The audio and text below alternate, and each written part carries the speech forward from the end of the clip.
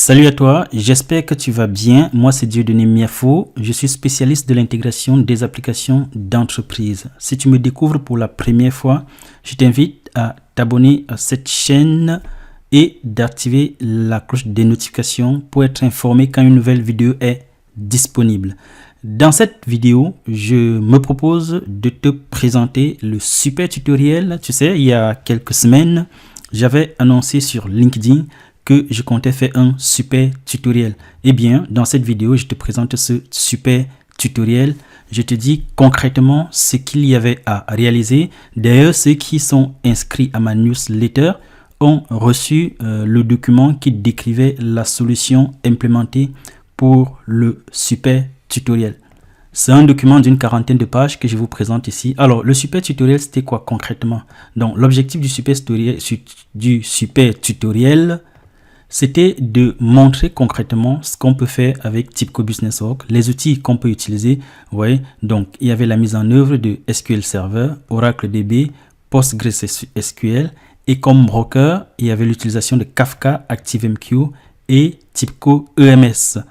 De plus, dans le tutoriel, j'ai mis en œuvre un certain nombre de concepts utilisés lorsqu'on fait l'intégration des données, en particulier l'orchestration, le routage, il y a un routage assez complexe, le parallélisme, le filtrage des données, l'enrichissement et la séquentialité. Donc vous voyez là la liste complète des outils utilisés dans le cadre de ce super tutoriel. En plus, plusieurs patterns sont mis en œuvre. Vous voyez, voici la liste des patterns mis en œuvre dans le tutoriel. Si toi aussi tu veux recevoir ce tutoriel, je t'invite à t'abonner d'abord à cette chaîne et je t'invite aussi à t'abonner à la lettre d'information que j'envoie régulièrement et tu recevras le super tutoriel. Mais plus concrètement, qu'est-ce qu'il fallait faire? Ce super tutoriel, de quoi s'agit-il? Qu'est-ce que ça traite? Donc il y a un super cahier de charges que je vais vous parcourir assez rapidement, juste pour que vous compreniez de quoi il était question. Donc, l'idée du projet, c'est de développer un système de gestion des formations accessible par toute personne désireuse de se perfectionner. Il y a donc 3 centres qui proposent 3 formations différentes. Les formations qu'on a sélectionnées, c'est une formation sur Apache Kafka, une formation sur TIBCO EMS, une formation sur ActiveMQ. Donc, n'importe qui peut envoyer une demande d'admission à l'une de ces formations. Et ce qui est important, c'est que la demande d'admission du candidat est envoyée à un seul centre à la fois. Ce qui veut dire, si le premier centre accepte la demande d'admission, la demande ne peut plus être envoyée aux 2 autres centres car elle est considérée acceptée. Donc le système reçoit la demande et l'envoie aux différents centres en respectant bien évidemment l'ordre du choix des candidats. Si toutefois un centre accepte la demande, celle-ci ne doit plus être envoyée aux autres centres. En d'autres termes, la demande est envoyée au centre de premier choix. Si ce centre accepte la demande du candidat, alors les autres centres ne reçoivent pas la demande pour ce candidat. En revanche, si le centre de premier choix rejette la demande, alors le système envoie la demande successivement au centre de deuxième choix, puis au centre de troisième choix si le deuxième choix rejette, si le deuxième centre rejette aussi la demande. Eh bien, qu'est-ce qu'on peut comprendre ici? On voit bien qu'il y a un système d'orchestration de la demande. En fait, on envoie en respectant bien l'ordre. On comprend bien qu'il y a ici du dynamisme. Le système doit être dynamique. Les demandes sont envoyées en s'appuyant sur l'information qui est contenue dans la demande. Et une fois qu'on a envoyé la demande, si elle est rejetée, on doit envoyer au deuxième centre. Par contre, si la demande est acceptée, le traitement doit s'arrêter et on doit informer le candidat que sa demande a été retenue. Donc, autre chose, le système central doit tracer. Donc là, il faut tracer l'évolution du traitement de chaque demande pour être en mesure de répondre à tout moment à une demande de statut. Ça veut dire qu'une fois que la demande d'un candidat a été transmise au système, le système doit tenir trace de cette demande parce qu'à tout moment, un candidat peut vouloir savoir exactement quel est le statut de sa demande. Il faut donc tracer toutes ces informations. Dans le cadre de ce tutoriel, on a utilisé une base de données Postgre pour tracer les demandes dans le système central. Bon, après dans le tutoriel, on a mis quelques variantes. Par exemple, lorsque la demande est correctement envoyée par le candidat et reçue par le système, le candidat est immédiatement informé de la prise en charge de sa demande. Je vais vous faire un test. Je vais tester le système qui a été développé et vous allez voir que ça répond exactement à ce qu'on est en train de dire. Une demande prise en charge est traitée dans les 24 heures qui suivent, la réception de la demande, et la réponse doit parvenir au candidat au plus tard dans les 48 heures après sa demande. Chaque centre dispose d'un maximum de 48 heures pour traiter la demande. Donc au-delà de 8 heures, la demande est considérée rejeté. Et comment chaque centre informe le candidat? Donc il y a un système de gestion des mails qui envoie le mail au candidat pour lui donner l'information si sa demande a été acceptée ou rejetée. Au moment où je tourne cette vidéo pour vous présenter le tutoriel, le système de gestion des mails n'est pas encore développé. D'ailleurs, je vais faire un tutoriel où je vais montrer comment je fais le système d'envoi des messages.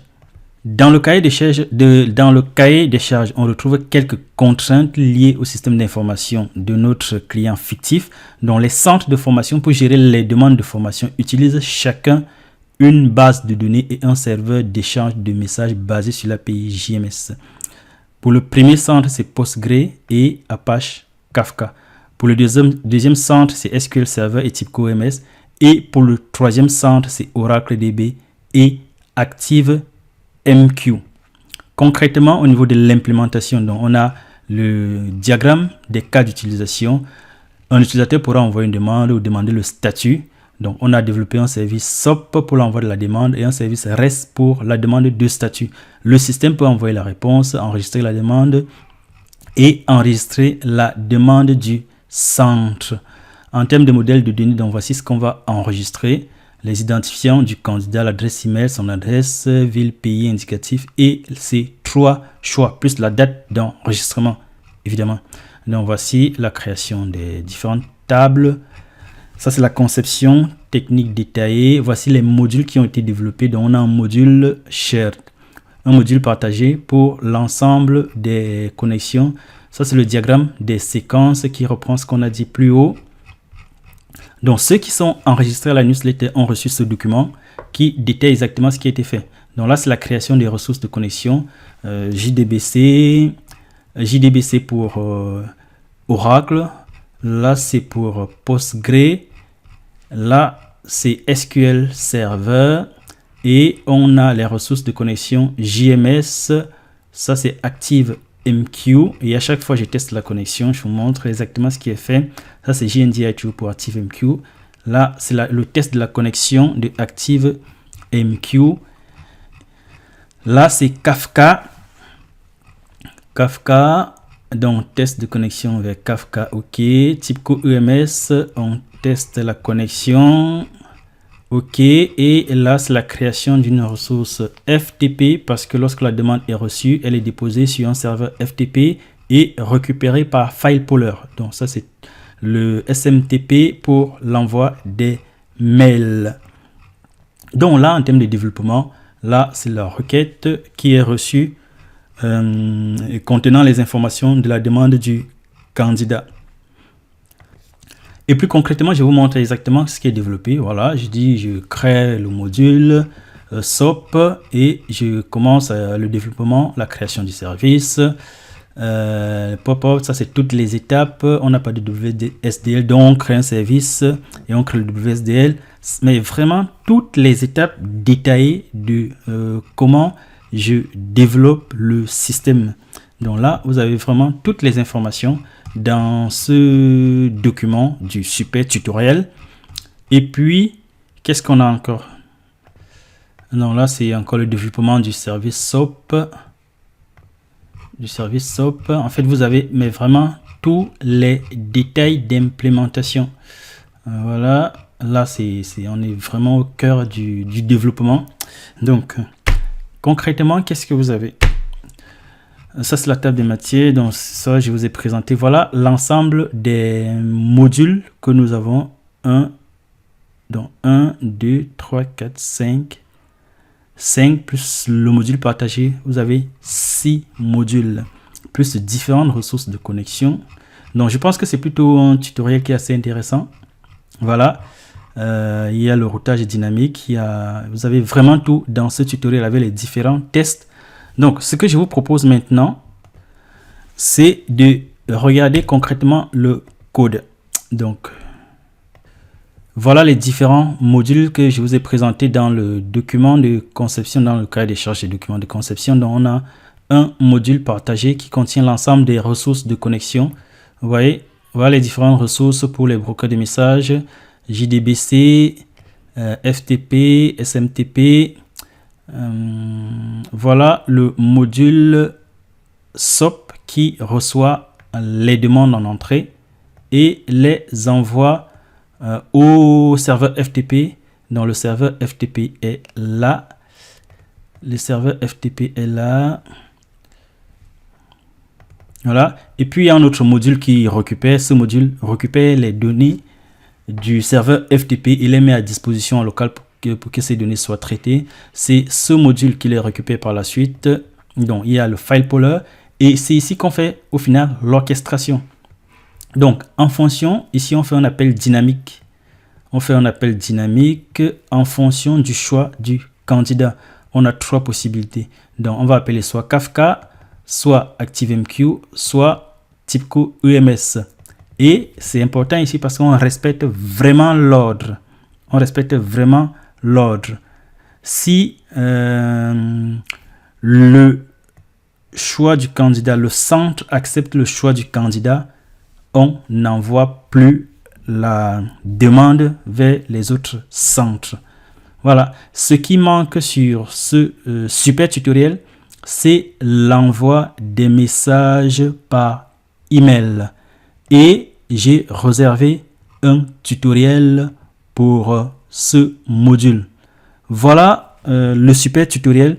Si vous êtes intéressé par ce super tutoriel, vu que le mail est déjà parti dans la dernière newsletter, je vous invite à vous abonner à cette chaîne, à liker le contenu, à mettre un commentaire en me précisant que vous voulez le super tutoriel et je me chargerai personnellement de vous l'envoyer. Donc, vous likez cette vidéo, vous abonnez à la chaîne, vous mettez en commentaire et je vous recontacterai pour avoir votre adresse email et vous envoyer le super tutoriel. Merci de m'avoir suivi jusqu'à la fin. Je te remercie une fois de plus. À très bientôt. Arrivederci. Et si tu ne t'es pas encore abonné, je t'invite à t'abonner sur la chaîne. Et si tu as des questions, je me ferai un grand plaisir de répondre à toutes tes questions. Je te remercie une fois.